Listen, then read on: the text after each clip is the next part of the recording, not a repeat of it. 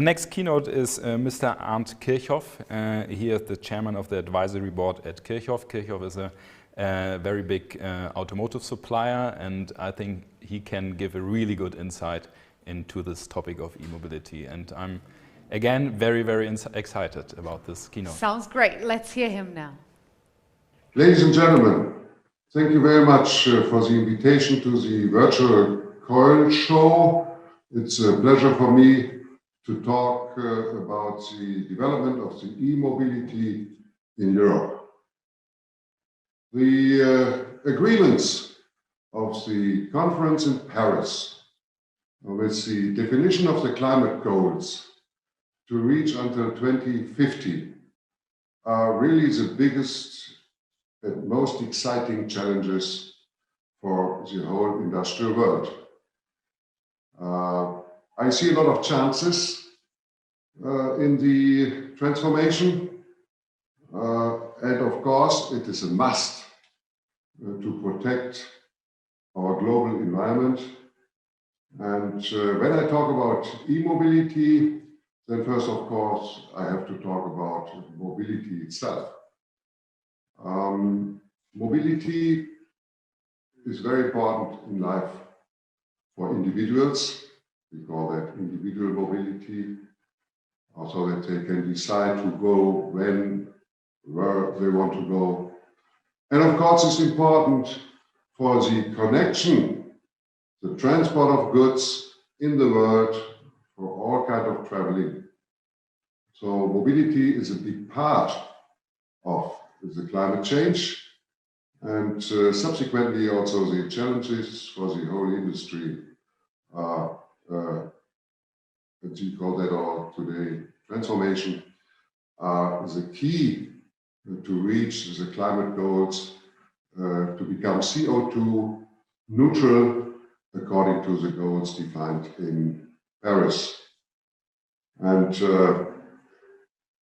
what we have to do in mobility is, of course, that we have to avoid fossil fuels because they contain CO2, and fossil fuels are today the most important measures for mobility. So for decarbonization, we have to find another way, and usually we call that electrical driving. Electrical driving means that we replace fossil fuels by electrical energy. Of course, the electrical energy has to be renewable, because today in the power stations we create energy with oil and gas, coal, or nuclear power that is not always neutral for the climate. So the electrical energy that we have to use in the future has to be renewable energy. Now we are on that way all over the world to create renewable energy with solar technology, wind technology, biotechnologies. So there are many, many projects. And with the electrical energy, we also have a chance then to produce again liquids like hydrogen, or also synthetic fuels, so-called e-fuels, which we can use in combustion engines like today, but this would then at the end be CO2 neutral. So this is a lot of fields where we have to work on, and the auto industry on the globe is changing their drivetrains, their engines, that is possible in the future to drive also CO2 neutral. So what we can see is now a development where we change the industry, we change also the infrastructure, because we need to have a connection to the electric grid when we want to use electrical energy, of course, out of renewable energy. And we're also trying to build up an infrastructure for hydrogen, so that we can then use hydrogen via a fuel cell, because hydrogen transformed in a fuel cell to electrical energy, which is then stored on a battery. It's the same method that we can finally drive electrical. Now, the industry is doing more than just developing electrical driving because the time for digitalization is allowing a combination of many, many other new technologies. In the auto industry, we use 4 letters, the letters C, A, S, and E. When you put it together, you can also call it CASE, where C stands for connectivity, connected driving. So that means using a car like a smartphone. A stands for automated driving. That means driving without a driver or partially without the attention of a driver. S stands for all kinds of shared technologies like shared mobility, shared services. And E stands for the drivetrain and the engine, which should be an electrical engine, or at least an engine when it's a combustion engine, which is driven with CO2 neutral fuels, synthetic fuels or e-fuels. Now, all these fields are important to reach up and end up in a better world, because it is not only the method how we drive, it's of course also the combination how we organize our traffic.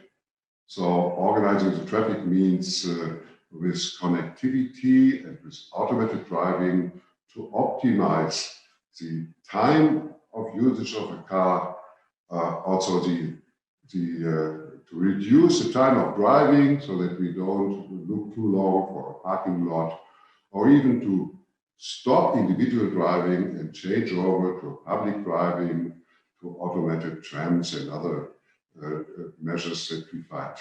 What we have to differentiate is urban mobility, so mobility in cities, in big cities, and cross-country mobility, because from the technical and physical nature of the application of electrical driving, there are big differences whether I use a car within a city, so-called urban mobility, or whether I have to go cross-country or even cross-countries. When I think of Europe or long distance, there we have different efficiencies.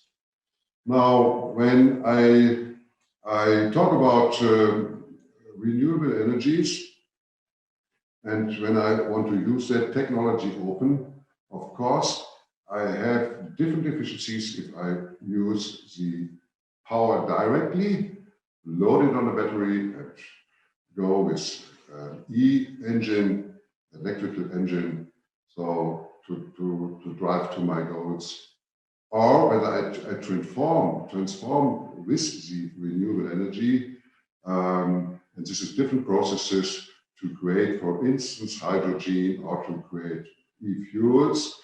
I have different efficiencies. I always use renewable electrical energy, but through the different process steps, of course, I increase costs, and I also decrease the efficiency of a method to drive. Now, as a matter of fact, the batteries as of today, so-called lithium-ion batteries, they are not at its best when I talk about the raw materials that I need, when I talk about the weight of the battery, when I talk about the load capacity of a battery. And all the researchers in the world that are working on battery technologies, they're trying to develop what we call a state-solid battery, which would be much lighter, which would have a higher load capacity, so that we don't have so heavy batteries as of today in the cars. But nobody knows how fast we will be and when we can reach that goal. Now, today, with the state-of-the-art technology, with the lithium-ion technology that we have in the batteries, it is clear that pure electrical driving is useful only to apply in urban mobility. So that means shorter distance, because otherwise the battery load, the weight of the battery is too heavy, And of course, then driving doesn't make too much sense because we need more and more and more energy. Now, for the long distance and the heavy truck distance, the method of today is either using gas, but gas is not always CO2 neutral, or using hydrogen, and the hydrogen converted with a fuel cell into electrical energy, thus then allow that we can also have ranges for transport, for instance, for more than 1,000 kilometers, where we can cross Europe or cross continents. That also allows, of course, to carry heavy weights.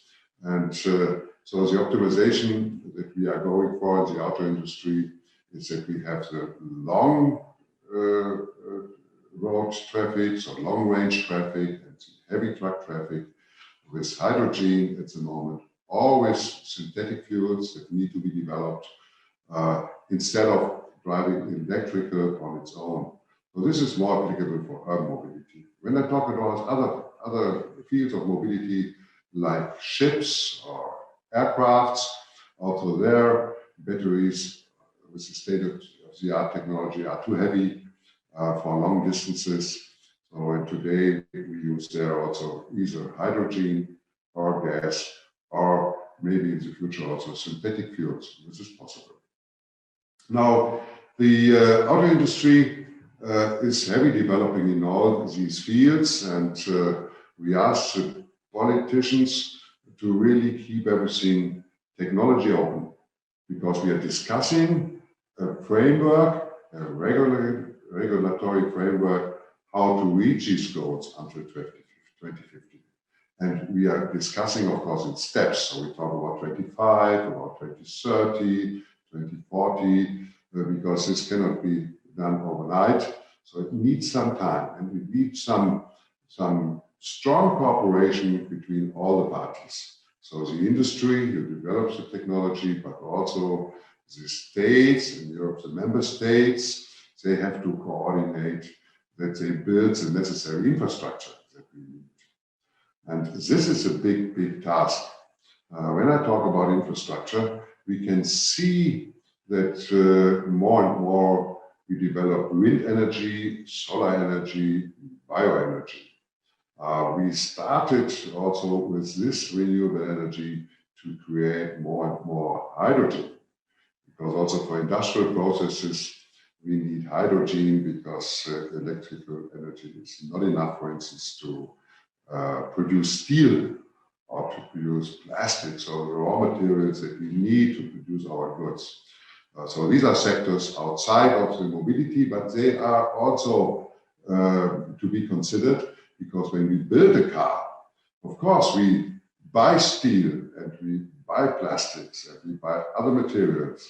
And when I talk about CO2 neutrality, then of course also the production of the products, it needs to be CO2 neutral, not only the driving of a car finally. So this is a big job that everybody has to cooperate in, and what we need is of course the infrastructure that allows us to create renewable energy, to transport renewable energy, to build new grids, to transport the energy. And of course, the digitization also comes into the picture, because these grids, we call them smart grids, they have to be run in a digital way so that we can use the new energy at the grid to an optimum. An optimum means use all the storage capacities that we have.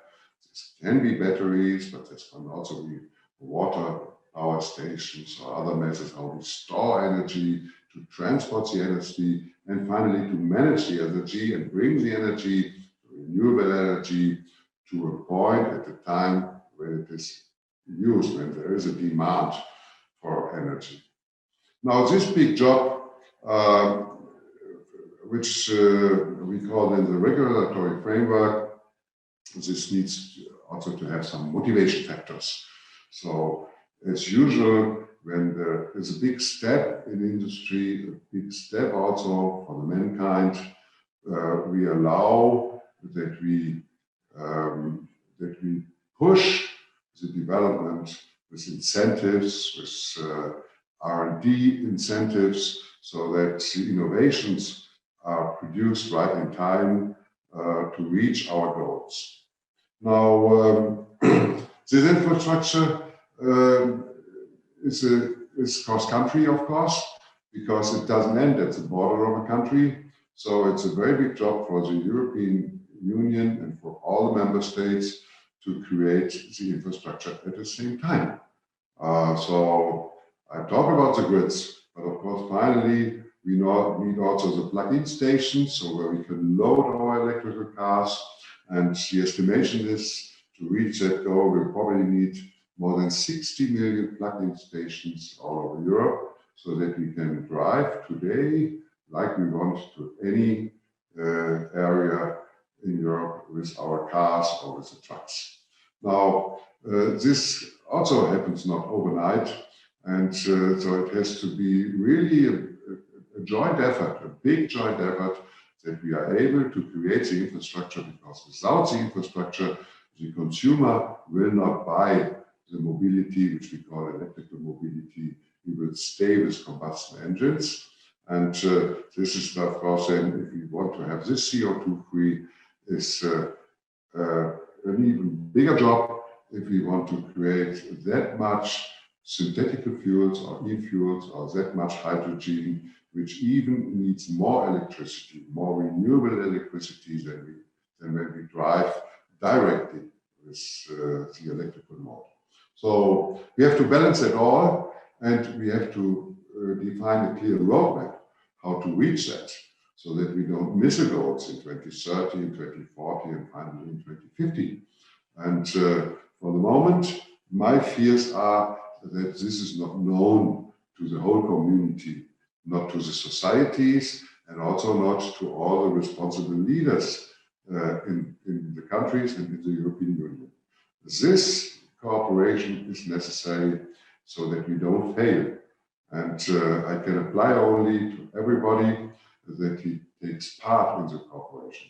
And when I talk to a normal citizen, of course, all the citizens have to agree on the climate goals. And then, of course, they have to allow that we build new grids, new energy lines, that we build windmills, that we build solar stations. Of course, this changes the view into our countries, this changes the kind of living. But if we don't allow to go for that change, of course, we will not reach the climate goals. So it really has to be a very big agreement throughout the whole societies. And then, of course, our political leaders have to lead us through those times so that we can reach the goals finally.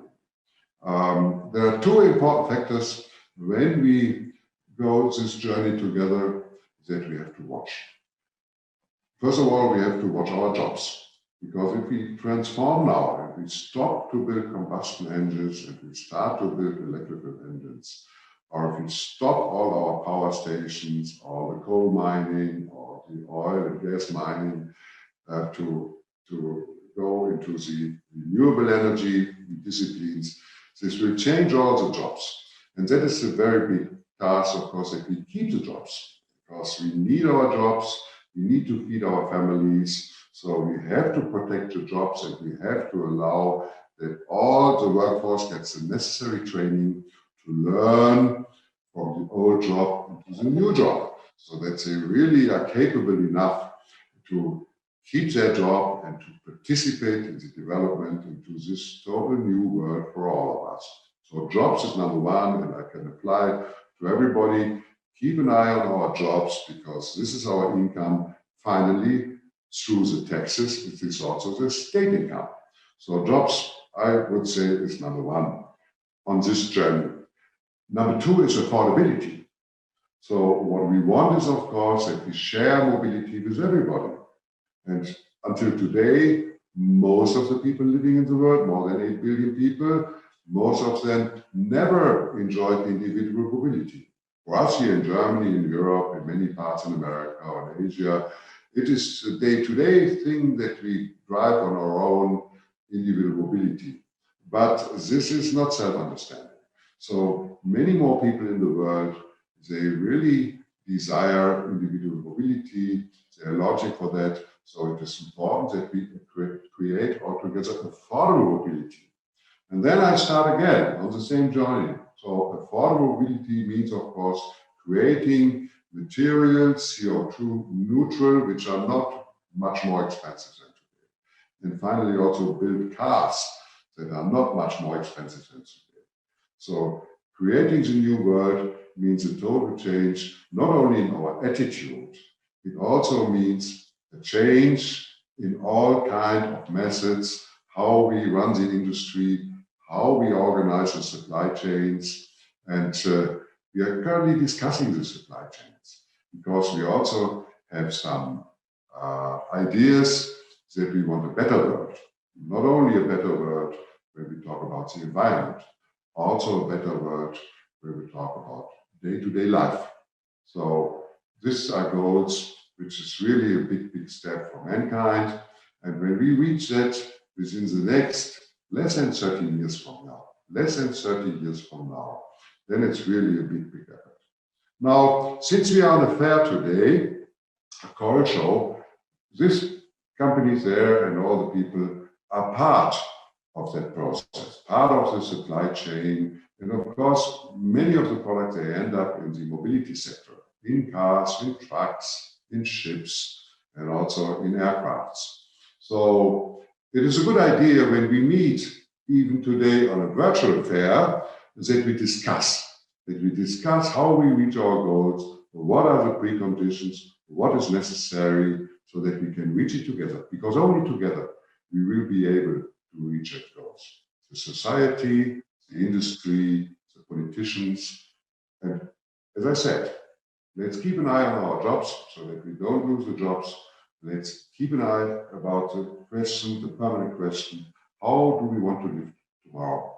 And certainly we all agree, not only the industry, the whole society agrees that tomorrow needs to be decarbonized, needs to be CO2 neutral, like we agreed it on the big, big meeting, the big conference in Paris. So let's start. I wish you a successful fair, although it's a virtual fair, but that's what we learned since we have the pandemic, that we can create our life, we can create progress also with virtual dimension. Thank you very much.